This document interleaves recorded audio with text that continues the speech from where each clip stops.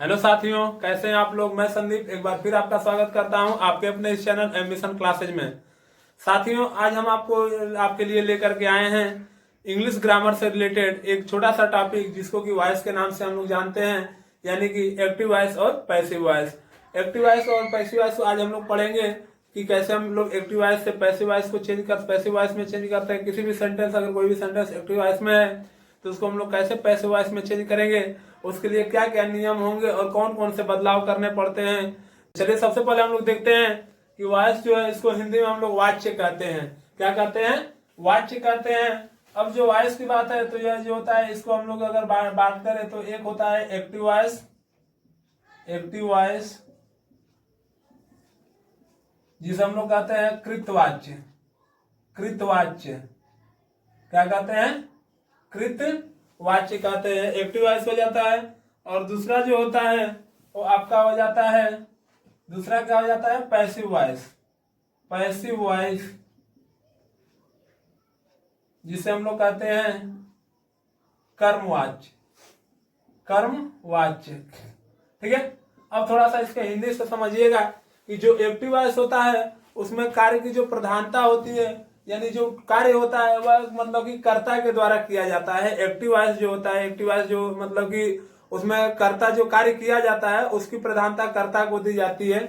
और जो passive voice है उसमें जो कार्य होता है उसमें जो आपका कर्म की प्रधानता दी जाती है, यानी कि कर्म के द्वारा उसमें कर्म की बात को पहले रखा जाता है। यानी कुल मिला जुला के एक्टिव वॉइस में कर्ता के द्वारा कार्य किया जाता है और पैसिव वॉइस में कर्म के द्वारा कार्य होता है। अब आगे की बात कर लें इसमें हम, तो अब थोड़ा सा बात करते हैं कि अगर हमें एक्टिव वॉइस के वाक्यों को पैसिव वॉइस में बदलना है तो सबसे पहला सिंपल नियम क्या होते हैं, कौन कौन से नियम इसमें हमें क्या क्या करना होगा।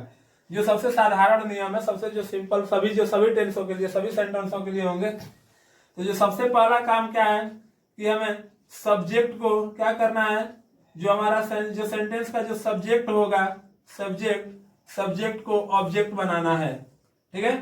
सब्जेक्ट को क्या करना है? ऑब्जेक्ट बनाना है। और उसके बाद ऑब्जेक्ट जो रहेगा उसको हमें क्या करना है? सब्जेक्ट बना देना है। ठीक है। सब्जेक्ट को ऑब्जेक्ट बनाना है और ऑब्जेक्ट को सब्जेक्ट बना देना है। सबसे पहला हमारा कार्य यही होगा। दोनों क्या करना है? सब बना देना है। ठीक है।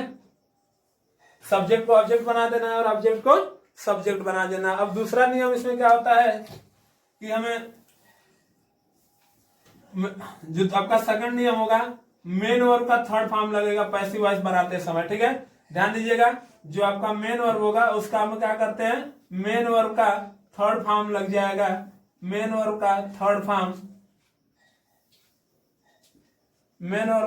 फॉर्म का प्रयोग करते हैं पैसिव वॉइस में बनाते समय। ठीक है। एक्टिव वॉइस में चाहे वह किसी भी टेंस का हो, लेकिन पैसिव वॉइस बनाते समय क्या करते हैं? मेन वर्ब का थर्ड फॉर्म का प्रयोग कर देते हैं। और तीसरा जो सबसे आपका इंपॉर्टेंट रूल है वह क्या है कि आपका मेन वर्ब के थर्ड फॉर्म, मेन वर्ब के बाद बाई का प्रयोग करते हैं। ठीक है।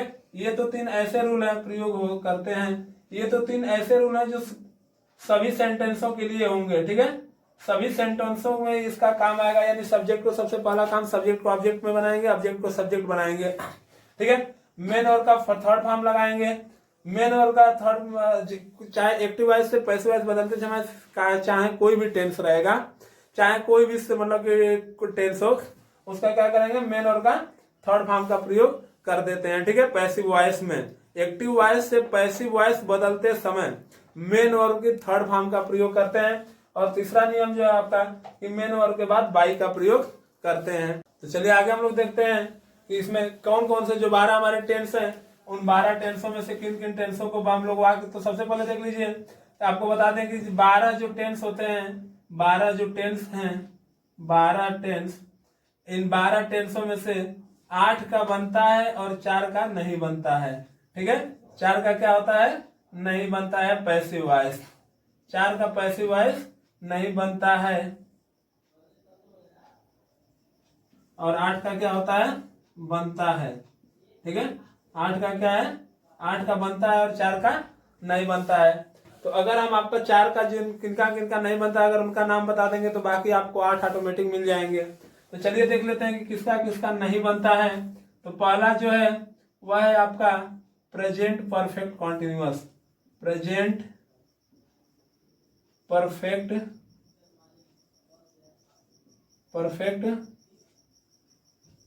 Continuous tense.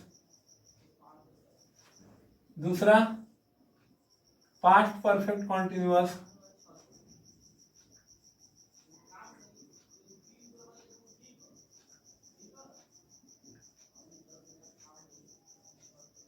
Past perfect continuous tense. तीसरा फ्यूचर कॉन्टिन्यूअस।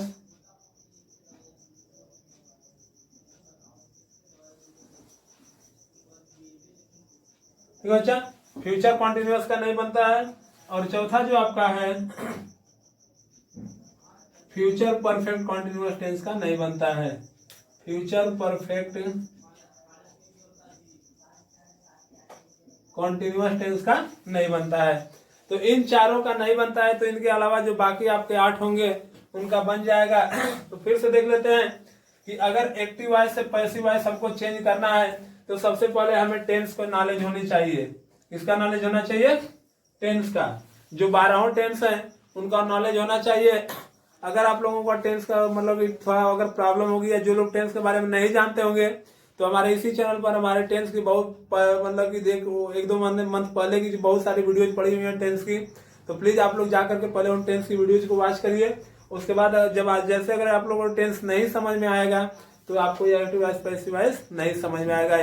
ये आप कहीं भी जाके पढ़ लीजिए, जब तक आपको टेंस नहीं आता रहेगा तब तक आपको फिर एक्टिव वॉइस पैसिव वॉइस समझने में बहुत मुश्किल होगा। अगर आपको टेंस आता रहेगा तो इसको समझने में बहुत ही आसानी होगी। तो चलिए देख लेते हैं कि जो 12 टेंस है उन 12 टेंसों में से 8 टेंस का एक्टिव वॉइस से पैसिव वॉइस बनता है, 4 का नहीं बनता है। ठीक है, चलिए अब कुछ और थोड़ा सा नियम देख लेते हैं कि जैसे यदि अगर हमारा जो सब्जेक्ट है अगर वो प्रोनाउन हो, ठीक है अगर जो हमारा सब्जेक्ट है अगर इन प्रोनाउन में से है तो जब हम इसको ऑब्जेक्ट बनाएंगे तो क्या लिखेंगे, और अगर हमारा जो ऑब्जेक्ट अगर ये है तो इसको सब्जेक्ट बनाते समय हमें क्या चेंज करना होगा। ठीक है, तो अगर हमारा सब्जेक्ट जो आई है तो उसको ऑब्जेक्ट के साथ लेकर के जाएंगे तो क्या हो जाएगा? मी। आई का क्या हो जाएगा? मी। अगर हमारा सब्जेक्ट वी है तो उसको हम अगर ऑब्जेक्ट बनाते हैं तो यह हो जाएगा अस। क्या हो जाएगा? अस। यू का आपका यू ही रह जाता है सब्जेक्ट से ऑब्जेक्ट जाते समय। ही का हो जाता है हिम। हिम का ही का क्या हो जाता है? हिम। सी का हो जाता है हर। सी का क्या हो जाता है? हर हो जाता है। उसके बाद इट का क्या हो जाता है? इट्स। इट का क्या होता है? इट्स। और दे का क्या हो जाता है? देम। दे का क्या हो जाता है? देम। ठीक है, यानी कि अगर हमारा कोई सेंटेंस है अगर उसका जो हमारा का सब्जेक्ट है वह अगर इन प्रोनाउन में से इनमें से अगर आता है तो उसको हम पैसिव जब पैसिव वॉइस में चेंज करते समय हमारा सब्जेक्ट को ऑब्जेक्ट बनाना है तो अब उसकी जगह पे इसका ऑब्जेक्टिव फॉर्म ये सब हो जाते हैं। यानी आई का मी, वी का अस, यू का यू ही रह जाता है, ही का हिम, सी का हर, इट का इट्स और दे का देम हो जाता है। ठीक है, तो ये था जो आपका आज के जो एक्टिव वॉइस पैसिव वॉइस के कुछ नियम थे जो आपके लिए इंपॉर्टेंट थे। तो अगली वीडियो में हम आपको बताएंगे एक एक टेंस को लेकर के चलेंगे। वीडियो थोड़ी छोटी सी, बहुत ज्यादा बड़ी बड़ी नहीं वीडियो रहेंगी, छोटी छोटी वीडियो रहेंगी ताकि आप लोग आसानी से देख सकें और आसानी से समझ सकें। तो अगले वीडियो में हम आपको लेकर के आएंगे कि यदि हमारे जो वाक्य है वह प्रेजेंट इंडेफिनिट टेंस में है तो उसे पैसिव वॉइस में चेंज करते समय क्या क्या नियम लगेंगे और क्या क्या बदलाव होंगे। तो हम अपनी वीडियो को यहीं समाप्त करते हैं, मिलते हैं आपसे अगले वीडियो में। तब तक के लिए जय हिंद, जय भारत। तो यदि आपको वीडियो पसंद आई हो तो वीडियो को लाइक करें, चैनल को सब्सक्राइब करें और बेल आइकन जरूर दबा लें ताकि ग्रामर के अगले पार्ट की जो वीडियो आने वाली है सबसे पहले आप तक पहुंचे।